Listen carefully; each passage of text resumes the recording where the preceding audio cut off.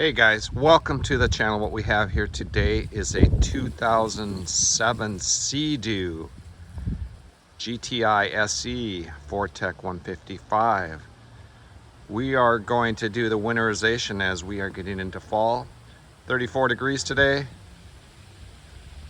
Let's get on this. These winterization procedures will work on all the TEC series Sea-Doos. First thing I got was this little adapter, because when we run this motor to clear out any lake water and get ready for the winterization, on this one, you can see the back here, there is a inlet right back here. This is going to screw into it, and then this part separates, and it's easier to hook up the hose. You'll see here in a little bit. I've screwed the male end on there. This is where the hose is going to hook on, and then this will just press on right there, and we can control the water.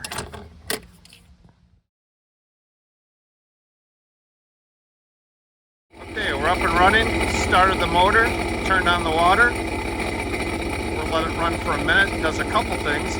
Warms up the engine so we can change the oil easier. Flushes out any lake water.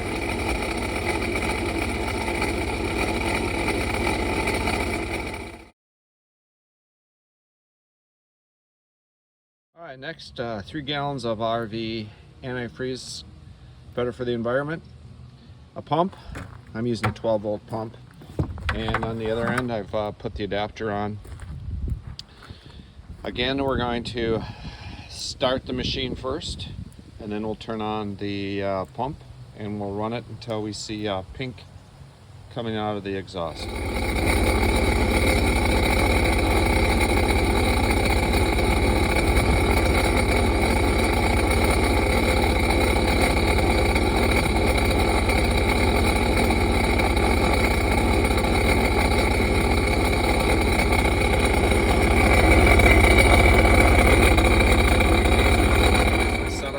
The oil removal. This is actually the first time I'm trying a 12-volt transfer pump. I've used a drill before. It's a little slow. Either way, it's going to be a little slow to get the oil out of there with such a small hose, because we're going to go through the dipstick. And I've put a mark on here about 18 3/4 inches down. That's about where it should bottom out on the engine. And we'll just run it until we get the it's about 3 3/4 quarts of oil out. The important thing is I'll put in what I get out, so we kind of keep the quantity the same. And we are pumping oil out.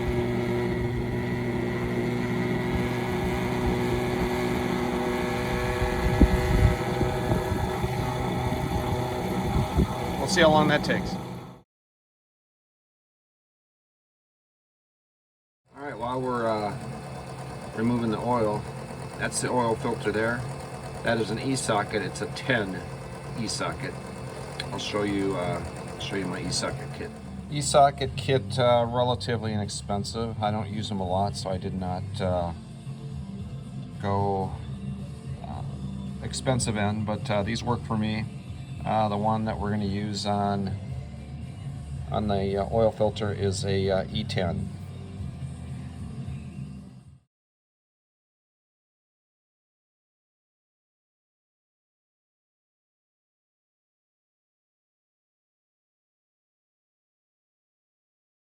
Here's your options. I got this oil change kit on Amazon.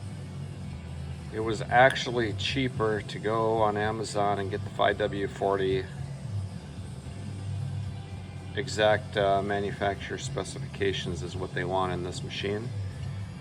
I bought this at local Skidoo shop, and that was more than the whole kit. I bought a filter and the 4 quarts of oil. That was more expensive than buying it this way. Now I will say that the kit has 3 and 16 ounces. So not a full 4 quarts. They don't expect you to put a full 4 quarts back in the machine. After pumping out about, I suppose 3 quarts, I'm going to run the motor and with the full throttle full open, crank the engine over. That will stop the engine from starting, and it should move some more oil down into the sump. And we'll continue, see if we get any more oil out. All right, here's our part number. There's 2 O-rings. There's a thinner one on top and a thicker one on the bottom. I use a pick to pick those out of there. And there's the part number 199956 for the O-rings. Comes as a kit, at least this one did. And the Rotex oil filter is 956744. By the way, this is once you loosen the E-socket, those O-rings keep it kind of tight in there, and it's you just kind of got to wiggle it out. And then I just use the pump to remove anything out of the filter, and then I'll wipe that housing out, get all the oil I can out.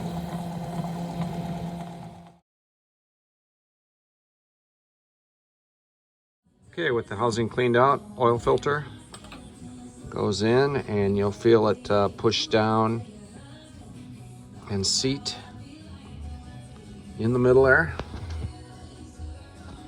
And then with the new O-rings installed, we'll put the cover in. Now the important thing about the cover is that you get it started in there square, and then you're going to be very careful not to cross thread this. So you should be able to turn it the first few turns by hand. And it's kind of loose there a little bit. That usually means you're pretty safe, but be careful, you don't want to cross thread that one. And then I'll give you the torque spec for that. I didn't mention the red O-rings. You want to put some oil on those before you install it.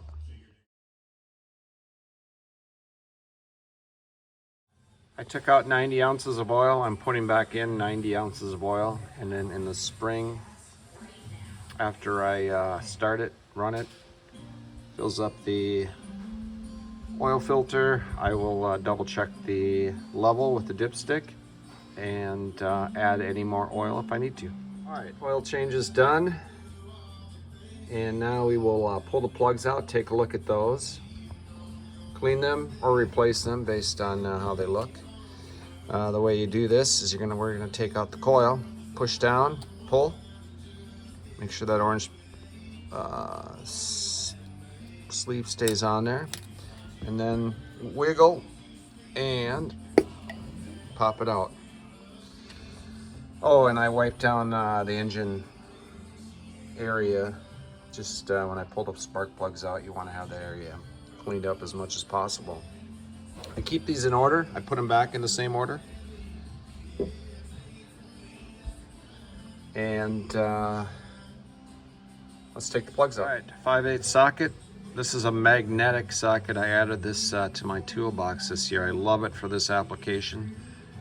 I'll show you the spark plug is down there a ways, and this works very well. I'll put a link where I got it. I'm using a 6-inch extension, works pretty good with the 5/8 magnetic socket.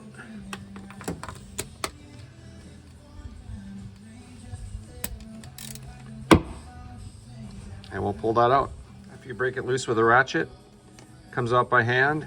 And the thing I really like about the magnetic pickup is out comes the plug. All right, let's pull all 3 out. We'll take a look at them. All the plugs look the same, not fouled, not oily. They look in good shape. I am not going to change them out this year. I'm going to clean them.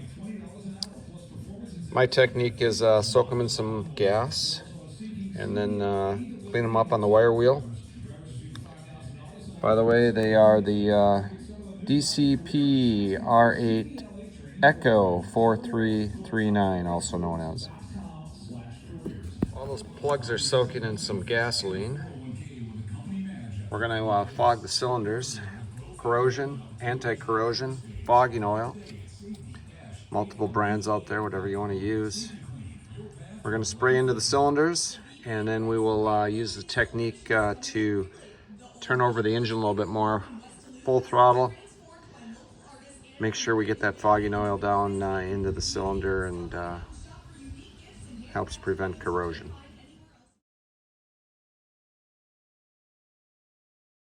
Plugs are cleaned up.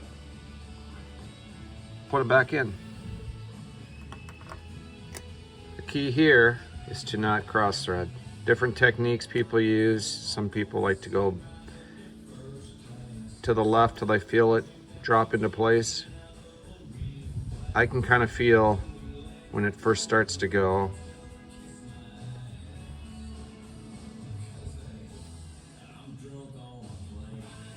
And then from there it's hand tightened the whole way in.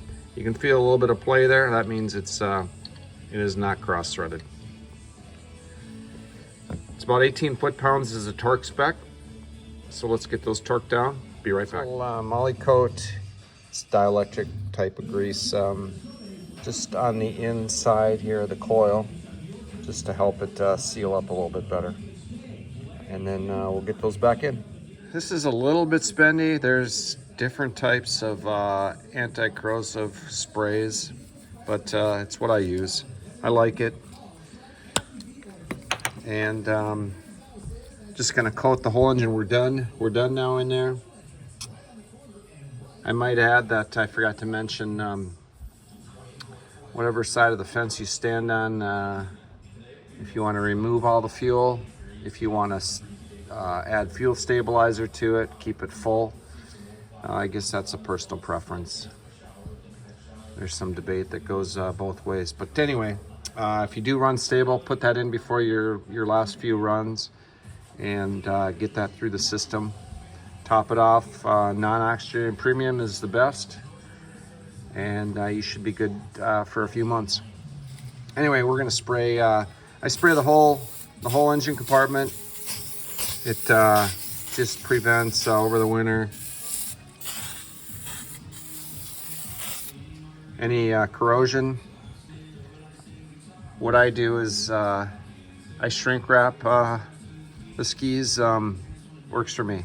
I don't keep them inside, but when I do open it up in the spring, this stuff works.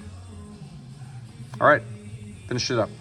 And we have one more step, the battery. Pull the battery out. It's under the front storage compartment, right-hand side of the ski.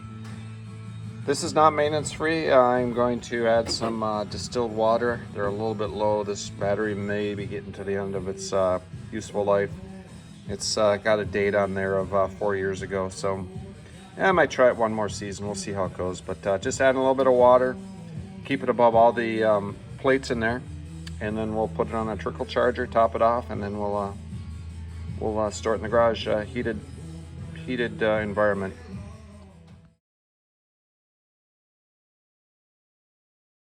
It's kind of showing there. It's got a low level and a high level. I just got it just a little bit over halfway to the upper level there. We'll get it on the trickle charger.